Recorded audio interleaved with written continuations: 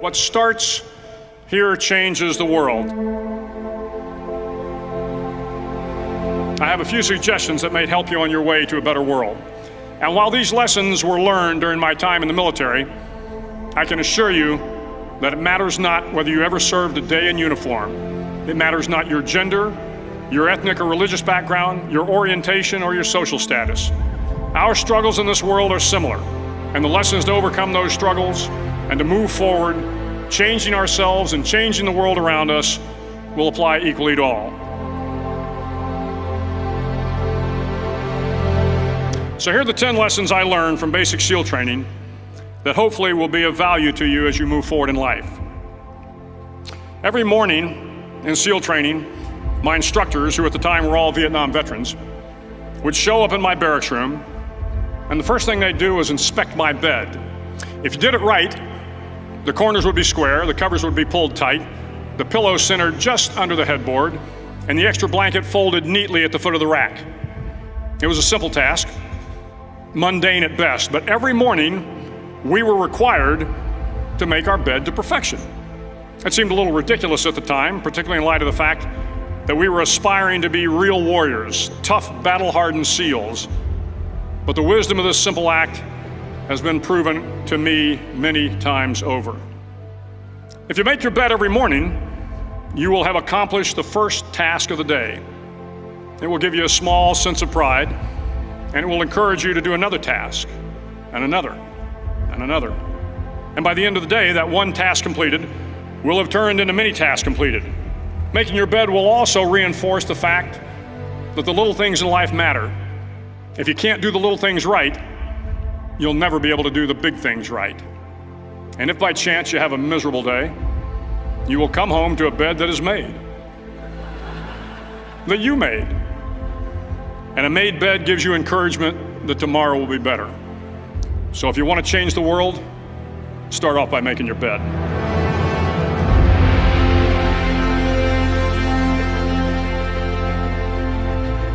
During SEAL training, the students are all broken down into boat crews. Each crew is 7 students, 3 on each side of a small rubber boat, and 1 coxswain to help guide the dinghy. Every day your boat crew forms up on the beach and is instructed to get through the surf zone and paddle several miles down the coast. In the winter, the surf off San Diego can get to be 8 to 10 feet high, and it is exceedingly difficult to paddle through the plunging surf unless everyone digs in. Every paddle must be synchronized to the stroke count of the coxswain. Everyone must exert equal effort, or the boat will turn against the wave and be unceremoniously dumped back on the beach. For the boat to make it to its destination, everyone must paddle. You can't change the world alone. You will need some help. And to truly get from your starting point to your destination takes friends, colleagues, the goodwill of strangers, and a strong coxswain to guide you. If you want to change the world, find someone to help you paddle. Over a few weeks of difficult training, my SEAL class, which started with 150 men, was down to just 42. There were now 6 boat crews of 7 men each. I was in the boat with the tall guys, but the best boat crew we had was made up of the little guys, the Munchkin crew, we called them. No one was over 5'5". The Munchkin boat crew had 1 American Indian, 1 African American, 1 Polish American, 1 Greek American, 1 Italian American, and 2 tough kids from the Midwest. They out-paddled, outran, and outswam all the other boat crews. The big men in the other boat crews would always make good-natured fun of the tiny little flippers the Munchkins put on their tiny little feet prior to every swim. But somehow these little guys from every corner of the nation and the world always had the last laugh, swimming faster than everyone and reaching the shore long before the rest of us. SEAL training was a great equalizer. Nothing mattered but your will to succeed, not your color, not your ethnic background, not your education, not your social status. If you want to change the world, measure a person by the size of their heart, not by the size of their flippers. Several times a week, the instructors would line up the class and do a uniform inspection. It was exceptionally thorough. Your hat had to be perfectly starched, your uniform immaculately pressed, your belt buckle shiny and void of any smudges. But it seemed that no matter how much effort you put into starching your hat or pressing your uniform or polishing your belt buckle, it just wasn't good enough. The instructors would find something wrong. For failing the uniform inspection, the student had to run, fully clothed, into the surf zone. Then wet from head to toe, roll around on the beach until every part of your body was covered with sand. The effect was known as a sugar cookie. You stayed in the uniform the rest of the day, cold, wet, and sandy. There were many a student who just couldn't accept the fact that all their efforts were in vain, that no matter how hard they tried to get the uniform right, it went unappreciated. Those students didn't make it through training. Those students didn't understand the purpose of the drill. You were never going to succeed.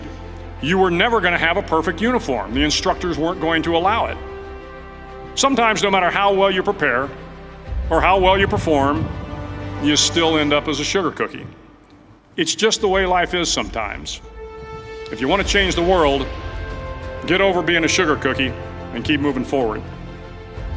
Every day during training, you were challenged with multiple physical events: long runs, long swims, obstacle courses, hours of calisthenics, something designed to test your mettle. Every event had standards, times you had to meet. If you failed to meet those times, those standards, your name was posted on a list, and at the end of the day, those on the list were invited to a circus. A circus was 2 hours of additional calisthenics, designed to wear you down, to break your spirit, to force you to quit. No one wanted a circus. A circus meant that for that day, you didn't measure up. A circus meant more fatigue, and more fatigue meant that the following day would be more difficult and more circuses were likely. But at some time during SEAL training, everyone made the circus list. But an interesting thing happened to those who were constantly on the list. Over time, those students who did 2 hours of extra calisthenics got stronger and stronger. The pain of the circuses built inner strength and physical resiliency. Life is filled with circuses. You will fail. You will likely fail often. It will be painful. It will be discouraging. At times, it will test you to your very core. But if you want to change the world, don't be afraid of the circuses. At least twice a week, the trainees were required to run the obstacle course. The obstacle course contained 25 obstacles, including a 10-foot wall, a 30-foot cargo net, a barbed wire crawl, to name a few. But the most challenging obstacle was the slide for life. It had a 3-level, 30-foot tower at one end and a 1-level tower at the other. In between was a 200-foot long rope. You had to climb the 3-tiered tower, and once at the top, you grabbed the rope, swung underneath the rope, and pulled yourself hand over hand until you got to the other end. The record for the obstacle course had stood for years when my class began in 1977. The record seemed unbeatable until one day a student decided to go down the slide for life head first. Instead of swinging his body underneath the rope and inching his way down, he bravely mounted the top of the rope and thrust himself forward. It was a dangerous move, seemingly foolish and fraught with risk. Failure could mean injury and being dropped from the course. Without hesitation, the student slid down the rope perilously fast.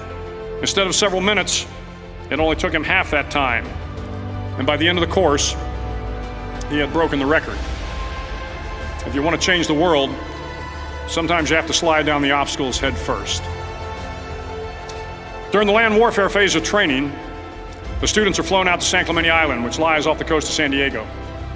The waters off San Clemente are a breeding ground for the great white sharks. To pass SEAL training, there are a series of long swims that must be completed. One is the night swim.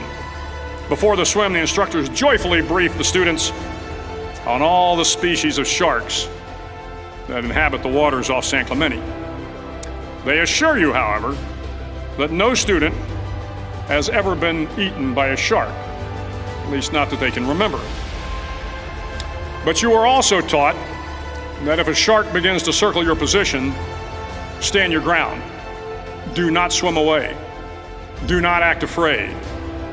And if the shark, hungry for a midnight snack, darts towards you, then summons up all your strength and punch him in the snout, and he will turn and swim away. There are a lot of sharks in the world.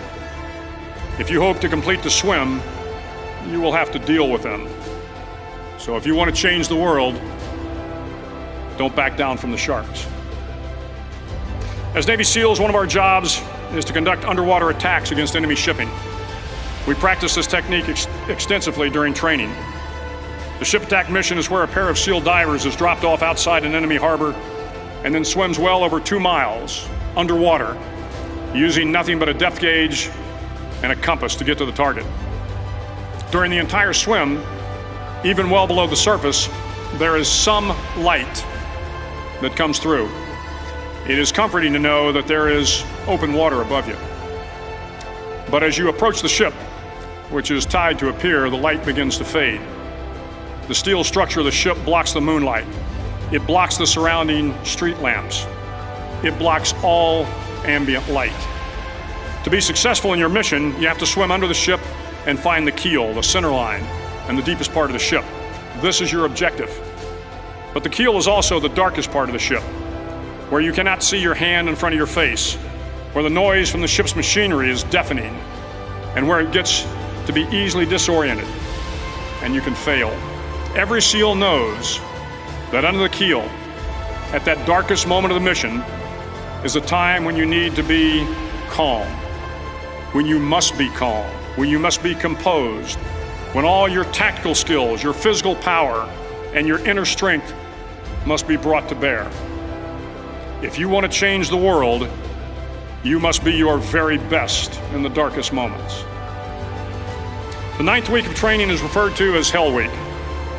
It is 6 days of no sleep, constant physical and mental harassment, and one special day at the Mud Flats.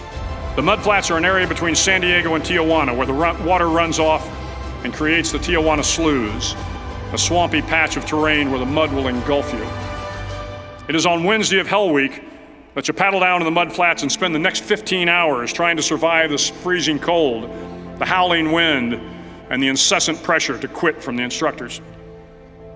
As the sun began to set that Wednesday evening, my training class, having committed some egregious infraction of the rules, was ordered into the mud. The mud consumed each man till there was nothing visible but our heads. The instructors told us we could leave the mud if only 5 men would quit. Only 5 men, just 5 men, and we could get out of the oppressive cold. Looking around the mud flat, it was apparent that some students were about to give up. It was still over 8 hours till the sun came up. 8 more hours of bone-chilling cold. The chattering teeth and the shivering moans of the trainees were so loud, it was hard to hear anything. And then one voice began to echo through the night. One voice raised in song. The song was terribly out of tune, but sung with great enthusiasm. One voice became 2, and 2 became 3, and before long, everyone in the class was singing. The instructors threatened us with more time in the mud if we kept up the singing, but the singing persisted. And somehow the mud seemed a little warmer, and the wind a little tamer, and the dawn not so far away. If I have learned anything in my time traveling the world, it is the power of hope. The power of one person, a Washington, a Lincoln, King, Mandela, and even a young girl from Pakistan, Malala. One person can change the world by giving people hope. So if you want to change the world, start singing when you're up to your neck in mud. Finally, in SEAL training, there's a bell. A brass bell that hangs in the center of the compound for all the students to see. All you have to do to quit, is ring the bell. Ring the bell, and you no longer have to wake up at 5 o'clock. Ring the bell, and you no longer have to be in the freezing cold swims. Ring the bell, and you no longer have to do the runs, the obstacle course, the PT, and you no longer have to endure the hardships of training. All you have to do is ring the bell to get out. If you want to change the world, don't ever, ever ring the bell. It will not be easy. Start each day with a task completed. Find someone to help you through life. Respect everyone.